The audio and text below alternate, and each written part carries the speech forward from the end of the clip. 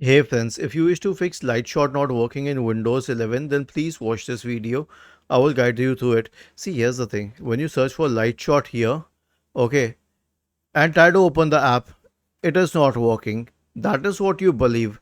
Actually, it has a very different process. If you click on this upward symbol, you'll find Lightshot here. So you can right click on it and take a screenshot. And when you take a screenshot, you'll get all the options here. Or I'll press escape to do away with it. Simply press Control plus print screen. Okay. Now, if some other app is already in use for this thing, it will work. Otherwise, the main screenshot app will become Lightshot automatically.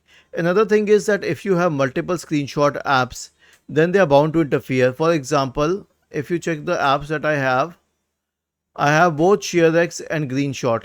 Sorry, Lightshot and both ShareX. So I would have to delete one because both of them cannot survive here. So I will search for ShareX and I will uninstall it. Wait till it uninstalls. Now press Control plus print screen and it will, print screen and it will open Lightshot. Was this helpful? If yes, then please subscribe to the channel. If not, then let us know in the comment section of the video on how we could help you further. Thank you for watching this video and have a nice day.